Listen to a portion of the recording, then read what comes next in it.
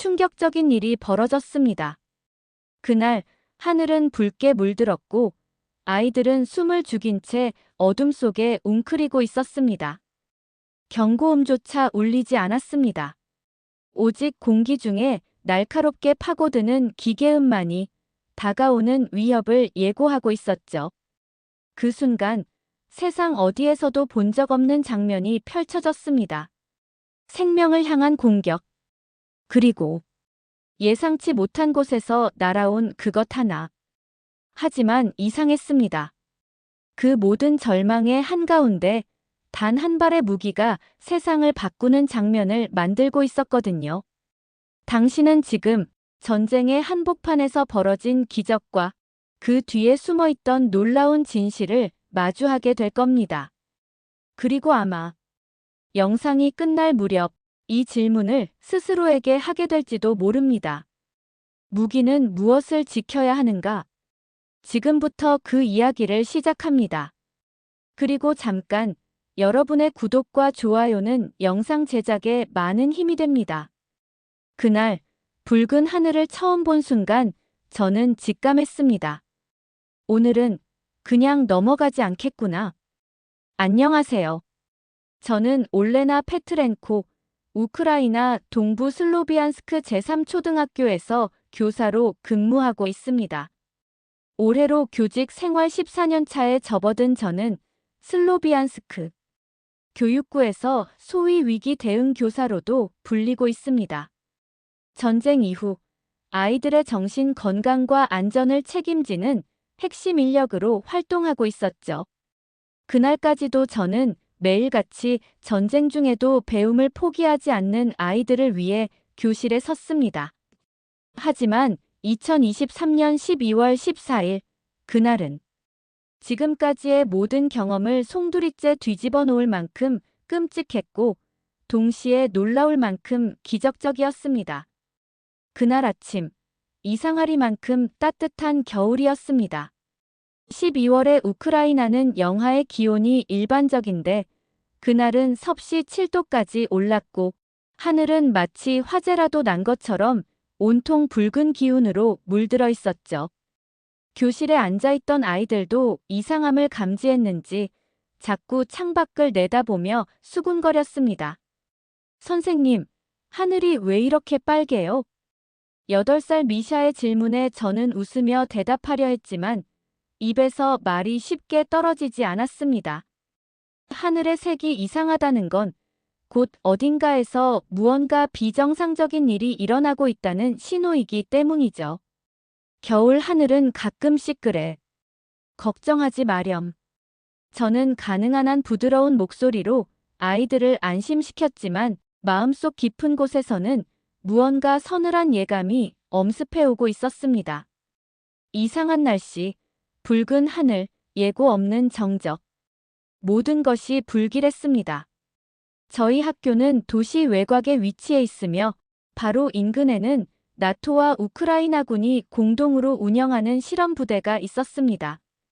그곳은 최근 몇 달간 근접방어 무기 실험지로 지정돼 있었고 자주 군용 차량이 드나들곤 했습니다. 그리고 몇 주 전부터 한국에서 온 기술자 한 분이 그 부대에 합류하게 되었죠. 그분의 이름은 김민수 씨. 중후한 안경에 조용한 말투를 가진 40대 중반의 한국 남성이었고 매주 한두 번 정도는 학교 앞을 지나며 아이들에게 손을 흔들어주곤 했습니다. 아이들은 그를 무척 신기해했어요. 선생님, 저 아저씨는 어디에서 왔어요? 한국이라는 나라에서 오셨어. 한국은 어떤 나라예요? 아주 먼 동쪽에 있어. 너희처럼 똑똑하고 착한 사람들이 사는 나라란다. 그때까지만 해도 저는 한국에 대해 아는 것이 많지 않았습니다. 하지만 멀리서도 도와주러 오는 사람들이라는 점에서 아이들에게 희망을 심어주는 존재로 묘사해주고 싶었어요. 전쟁이라는 암흑 속에서도 빛이 되는 나라로 말이죠. 정오 무렵이었습니다. 아이들과 점심을 나누며 평화로운 시간을 보내던 그 순간 마치 어디선가 날아온 듯한 저음의 기계음이 들려오기 시작했습니다. 웅. 그 소리는 점점 커졌고 이어서 학교 천장 전체가 미세하게 떨리는 듯한 진동이 느껴졌습니다. 저는 단박에 알아차렸습니다. 드론이었습니다. 그것도 일반 정찰용이 아닌 자폭형 드론. 얘들아, 선생님만 믿고 따라와. 저는 곧장 책상을 박차고 일어나 아이들을 대피소로 인도하기 시작했습니다. 아이들은 놀랐지만 이미 여러 차례 훈련을 했던 터라 질서를 유지하려 애쓰고 있었습니다. 소피아, 다니엘, 미샤, 아르템. 잘 따라오고 있지? 저는 이름을 하나하나 확인하며 아이들을 지하로 이동시켰습니다. 하지만 계단을 내려가는 도중에도 하늘은 점점 더 붉어졌고 위쪽에서는 타타타탁 하는 날개 회전음이 마치 사방을 에워싸듯 들려왔습니다. 그때였습니다. 학교 대피소 옆에 임시통신 장비를 설치한 군인이 급하게 지하로 들어와 무전기를 붙잡고 소리쳤습니다. 드론 12기 이상 접근 중. 목표 지점은 제3초등학교로 보입니다. 순간 지하실의 공기가 멎는 듯 했습니다. 아이들 대부분은 무슨 일이 일어나는지 정확히 모르고 있었지만 저와 다른 선생님들은 얼굴이 하얗게 질려 있었습니다. 자폭 드론이 민간 학교를 직접 목표로 삼은 일은 없었거든요. 적어도 그 전까지는요. 그 병사는 급히 외쳤습니다. 비궁, 가동 준비. 김민수 기술자, 무기 활성화 요청합니다. 그 순간 저는 처음으로 비궁이라는 단어를 들었습니다. 나중에 알게 된 사실이지만 비궁은 한국의 방산기업 한화가 개발한 근거리 자동 요격 무기로 주로 소형 드론을 요격하는 데 특화된 시스템이었습니다. 작고 조용한 그 한국인 기술자 김민수 씨는 그날 이후 제 인생에서 가장 큰 이름으로 남게 됩니다. 하늘은 이미 드론 소리로 뒤덮였고 아이들은 무릎을 꿇고 서로 손을 맞잡고 있었습니다. 한 아이가 제게 물었습니다. 선생님, 우리 죽는 거예요? 저는 한참을 멈춰 서 있다가 아이의 손을 꼭 잡고 이렇게 말했습니다. 아니야. 우리를 지켜줄 사람들이 있어. 아주 멀리서 온, 아주 특별한 나라에서 온 사람들이야. 그리고 정말로 그랬습니다. 그날 저희 위로 내려온 드론무리 사이를 가르며 한 줄기 빛처럼 솟아오른 무언가가 있었습니다. 그것이 무엇이었는지, 어떻게 작동했는지는 그 순간 알 수 없었지만 분명하게 느낄 수 있었습니다. 무엇인가가 우리를 대신해 싸우고 있었습니다. 그 순간 무전기에서 들려온 한마디가 저의 온몸을 휘감았습니다. 한국의 비궁이 작동 중이다라는 말이요. 지하 대피소는 숨소리조차 조심스러웠습니다.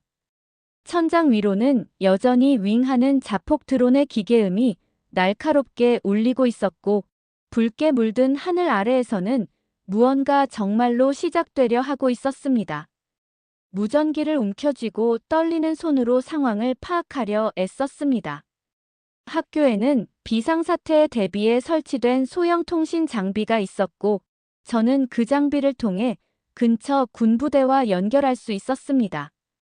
여기는 슬로비안스크 제3초등학교입니다. 상황 보고 요청합니다. 몇 초간의 정적 후 잡음 속에서 중저음의 군인의 목소리가 들려왔습니다. 학교 측에서는 모든 인원 대피 완료하셨습니까? 네. 학생 24명, 교직원 5명 전원 지하 대피소에 있습니다. 그 다음 들려온 대답은 저를 완전히 얼어붙게 만들었습니다.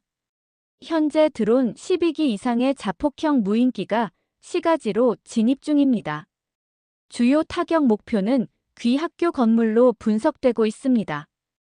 그 말을 듣는 순간 머리가 멍해졌습니다. 왜 하필 우리 학교일까요? 여긴 병력도 무기도 아무것도 없는 단순한 교육시설입니다. 단지 아이들이 있는 곳일 뿐인데 왜? 선생님, 뭐라고 하세요?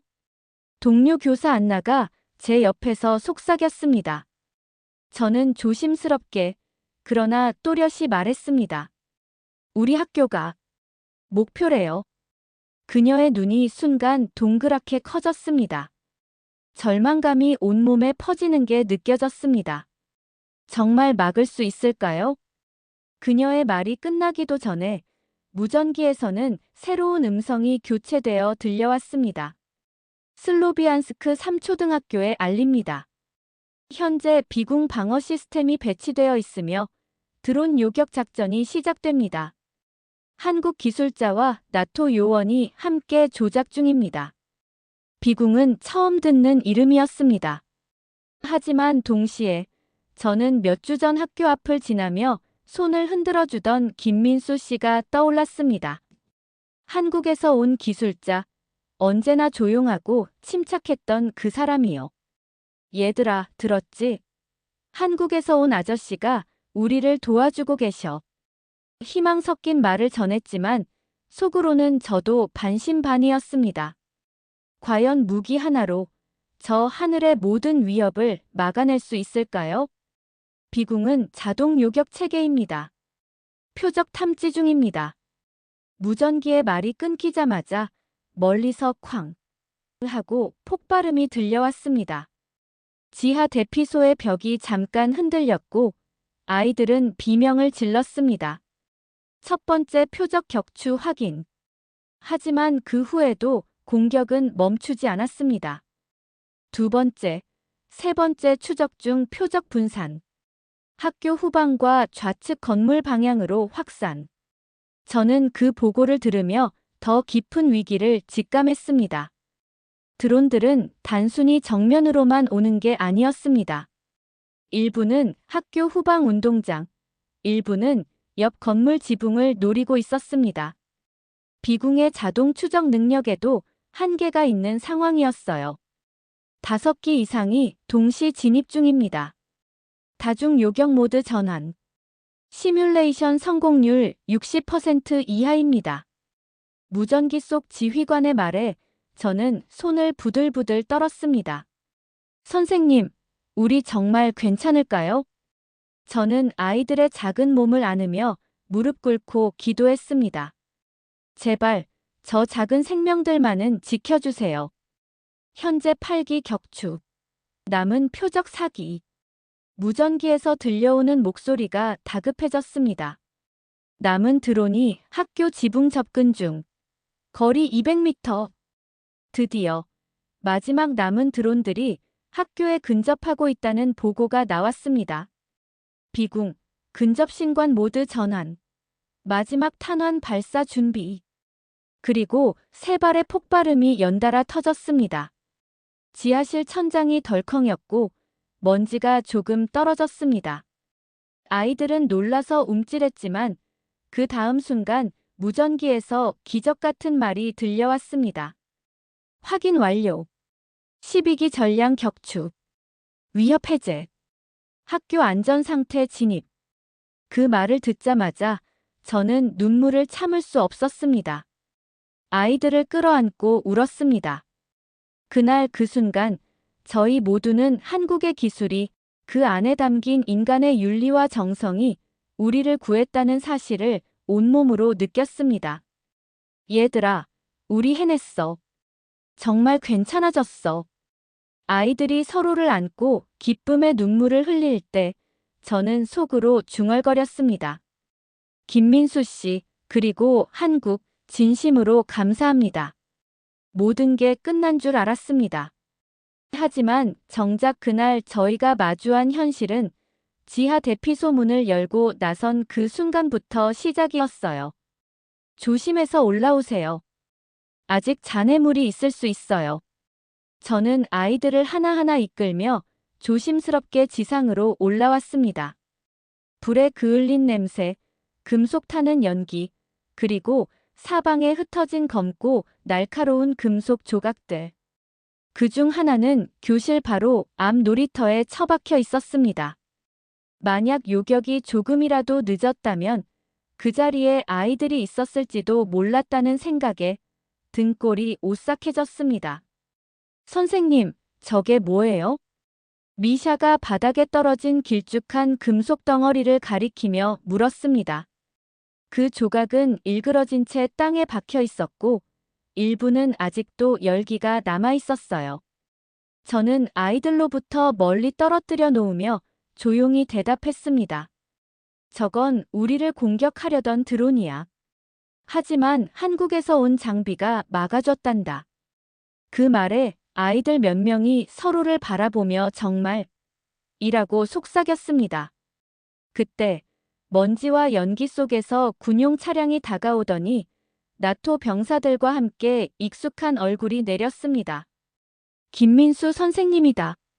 소피아가 가장 먼저 소리쳤고 아이들이 일제히 달려갔습니다. 아저씨, 진짜 우리 지켜주신 거예요?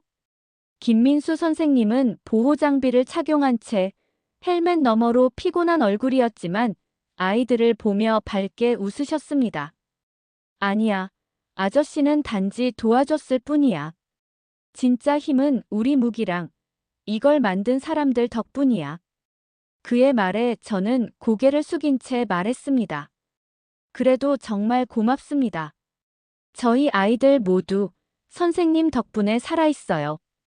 그는 말없이 웃으며 고개를 저었고 그 순간 저는 김민수 선생님이 단지 기술자가 아니라 이 땅에서 생명을 지키는 사람 중 한 명이라는 걸 알 수 있었습니다. 잠시 후 우크라이나군 블라소프 대위가 다가와 상황 브리핑을 요청했습니다. 아이들은 한켠에 앉혀두고 저는 그와 김민수 선생님과 함께 대피소 인근 벤치에 앉았습니다. 오늘 공격은 총 13기의 샤헤드 136 드론이 사용됐습니다. 전부 자폭형이었고 대부분이 귀하의 학교를 목표로 하고 있었습니다. 그게 왜 저희 학교였을까요? 제가 조심스럽게 묻자 블라소프 대위는 침묵 끝에 말했습니다. 학교를 공격하는 건 민간인의 심리를 무너뜨리는 수법입니다. 특히 아이들이 있는 곳을 노리면 지역 전체가 공포에 빠지게 되죠. 비열하지만 효과적이라 판단한 겁니다. 그 말을 듣는 순간 저는 속이 뒤집히는 것 같았습니다. 입술이 저절로 파르르 떨렸습니다. 하지만 오늘은 실패했습니다. 김민수 선생님이 조용히 말을 이었습니다. 이번에 배치된 비공 시스템이 있었기 때문입니다. 그는 곧바로 가방을 열어 태블릿을 꺼내 보여주었습니다. 화면에는 드론의 비행 경로와 요격 지점, 그리고 비궁의 작동 메커니즘이 정밀하게 표시되어 있었어요. 비궁은 자동 추적 레이더와 전자광학 센서를 기반으로 움직입니다. 표적이 레이더에 감지되면 즉시 추적에 들어가고 교전 규칙에 따라 요격 모드가 선택됩니다. 오늘 같은 경우엔 다중 동시 위협 상황이었어요. 이는 시뮬레이션 기준 성공률이 60% 이하인 고난도 상황입니다. 그의 설명은 너무도 전문적이었지만 저는 곧장 이해할 수 있었습니다. 왜냐하면 그 설명 너머에는 우리를 구하기 위해 목숨 걸고 싸운 기술과 사람이 있었기 때문입니다. 김민수 선생님의 목소리에 그날의 긴장이 그대로 실려 있었습니다. 그날 밤 저는 집에 돌아가 어머니에게 전화를 걸었습니다. 키이우 외곽에 계신 어머니는 제 목소리를 듣자마자 울기 시작하셨어요. 올레나 제발 그만둬. 지금 너가 너무 걱정돼. 제발 여기로 와. 엄마 오늘 있었던 일을 들으면 엄마도 조금은 안심하실지도 몰라요. 저는 지하 대피소에서부터 있었던 일, 한국에서 온 기술자가 어떤 장비로 아이들을 지켜줬는지, 그리고 그 장비가 얼마나 정밀하고 빠르게 작동했는지를 차분하게 설명드렸습니다. 한국이란 나라, 정말 대단한 나라야. 무기 하나에도 생명을 생각하는 마음이 담겨 있었어요. 어머니는 말없이 제 얘기를 들으셨습니다. 그리고는 조용히 말씀하셨어요. 그런 나라에 감사하다고 꼭 전하고 싶구나. 며칠 뒤 뉴스가 쏟아졌습니다. CNN, BBC, 그리고 독일의 DW까지 모두 한국의 비공 시스템과 자폭 드론 요격 작전을 자세히 보도했습니다. 영상 속에는 김민수 선생님이 뒷모습으로 잠시 등장하기도 했습니다. 하지만 제가 가장 감동받았던 장면은 뉴스가 아닌 교실에서 일어났습니다. 선생님, 우리도 한국어 배우면 안 돼요? 미샤가 반짝이는 눈으로 저를 올려다봤습니다. 왜 한국어를 배우고 싶니? 그냥 나중에 커서 한국에 가서 감사합니다라고 말하고 싶어요. 그 순간 저는 아무 말도 할 수 없었습니다. 다만 눈물이 흘러내렸고 그 작은 손을 잡고 고개를 끄덕였습니다. 그래, 선생님이 알아볼게. 우리 같이 배우자. 그리고 정말로 저는 아이들과 함께 한국어를 배우기 시작했습니다. 그날 저녁 인터넷을 통해 가장 먼저 찾은 단어는 이거였습니다. 감사합니다. 그 짧은 두 음절 안에 얼마나 많은 생명이 담겨 있었는지를 저희는 이제 너무도 잘 알고 있습니다. 사건이 지나고 정확히 일주일 뒤, 저는 아이들과 함께 교실에 앉아 한국을 배우는 수업을 열었습니다. 세계 지리 시간이었지만 그날만큼은 특별한 의미가 있었죠. 한국은 우리나라에서 약 7,000km 떨어져 있어요. 수도는 서울이고 인구는 약 5,200만 명입니다. 그리고 우리가 아는 김민수 선생님이 사시는 나라죠. 아이들의 눈이 초롱초롱해졌습니다. 지도 속의 작은 나라 하나가 이젠 그들에게 생명을 지켜준 고마운 나라가 되었기 때문입니다. 선생님, 서울은 어떤 곳이에요? 서울은 아주 바쁘고 크지만 동시에 따뜻한 도시예요. 전통이 살아있는 곳이기도 해요. 경복궁이라는 고궁이 있고 한강이라는 큰 강도 흘러요. 거기선 매일 아침마다 수천 명이 자전거를 타고 출근해요. 아이들은 와하며 놀라워했고 그중 소피아가 손을 들었습니다. 선생님, 저 편지 쓰고 싶어요. 한국에 있는 친구들한테요. 그리고 김민수 선생님한테도요. 정말 좋은 생각이구나. 그날 오후, 저희는 각자 감사 편지를 썼습니다. 미샤는 태극기를 그렸고, 다니엘은 코리아라는 글자를 하트로 둘러싸서 썼고, 소피아는 두 나라가 손을 맞잡고 있는 그림을 그렸습니다. 아이들은 진심을 꾹꾹 눌러 담았습니다. 며칠 뒤, 김민수 선생님이 다시 학교를 찾으셨습니다.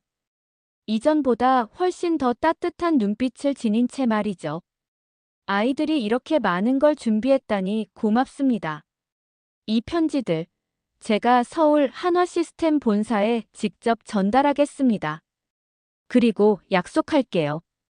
아이들 편지는 꼭 한국 친구들에게 전해줄게요. 김 선생님은 아이들에게 한국의 무기 개발자들이 밤샘을 하며 시뮬레이션을 테스트하던 일, 실전에서 단 한 명이라도 더 살리기 위해 성능을 1%씩 높이던 땀의 기록을 들려주셨습니다. 한국 사람들은요, 끝날 때까지 끝난 게 아니다라는 말을 자주 해요. 그 말은 우리 모두의 가슴에 깊이 새겨졌습니다. 그리고 정말 며칠 후 서울 강서구에 위치한 신월초등학교라는 곳에서 저희 학교에 연락이 왔습니다. 자매결연을 맺고 싶다는 제안이었어요. 한국 아이들은 직접 한글로 쓴 편지에 번역본까지 붙여보냈고 거기엔 이렇게 적혀 있었습니다. 우크라이나 친구들아, 우리가 너희를 응원하고 있어. 비록 멀리 떨어져 있지만 마음은 가까이 있어. 힘내. 사랑해. 그 편지를 읽는 동안 아이들의 눈에는 눈물이 고였고 제 눈에도 말없이 뜨거운 눈물이 흘러내렸습니다. 선생님, 우리도 한글 공부해요. 선생님, 한화라는 회사도 찾아봤어요. 우리도 그런 사람 되고 싶어요. 지금 저희는 매주 한 번씩 한국어 시간을 갖고 있습니다. 처음 배운 말은 다름 아닌 감사합니다였고, 두 번째로 배운 말은 괜찮아요였습니다. 한국의 따뜻함을 그 기술력만이 아니라 사람들의 진심에서 느꼈기 때문입니다. 김민수 선생님은 최근 다시 서울로 복귀하셨고, 아이들은 그와의 화상 통화를 손꼽아 기다리고 있어요. 그날 하늘에서 드론을 막아낸 것은 단순한 무기가 아니었습니다. 그것은 정확함, 집요함, 그리고 사람을 위하는 마음이 만든 결과였죠. 이 이야기를 한국에 전하고 싶었던 이유는 단 하나입니다. 한국은 우리에게 무기보다도 더 큰 선물을 주었습니다. 바로 사람을요. 지금도 저희 교실에는 아이들이 그린 태극기와 코리아라는 글자가 붙어 있습니다. 언제든 바라보며 말할 수 있게요. 우리를 지켜준 나라, 바로 대한민국이에요. 그리고 언젠가 저희가 한국을 방문하게 된다면 아이들은 말할 것입니다. 안녕하세요. 저희는 살아있어요. 그리고 감사합니다. 하지만 이 이야기는 단지 한 도시, 한 학교, 몇 명의 아이들만의 일이 아닙니다. 민간인을 향한 무차별 공격이라는 전쟁 범죄가 일상적으로 벌어지고 있는 지금, 우리는 단지 이겨야 한다는 이유로 희생되어야 하는 존재가 아님을 세상에 증명하고 싶었습니다. 그리고 그것을 증명한 것이 바로 한국이 만든 작지만 정밀한 무기였습니다. 총이 아닌 윤리로, 무력이 아닌 의지로 지켜진 생명들. 이 영상은 단지 감사의 기록이 아니라 앞으로 세계가 어떤 무기를 만들어야 하는가, 어떤 기술이 사람을 위한 것인가에 대해 질문을 던집니다. 혹시 지금 영상을 보고 계신 여러분도 누군가의 삶을 바꿀 수 있는 연결의 시작점이 되어줄 수 있지 않을까요? 아이들이 전쟁의 표적이 되어서는 안 됩니다. 그리고 전쟁의 한가운데에서 기술이 희망이 될 수 있다는 이 사실은 우리가 공유하지 않으면 아무도 알지 못할 것입니다. 이 이야기가 더 많은 사람에게 닿을 수 있도록 지금 이 영상을 공유해 주세요. 이건 단지 전쟁터의 이야기가 아닙니다. 우리가 살아가는 세계 전체의 이야기입니다. 감사합니다.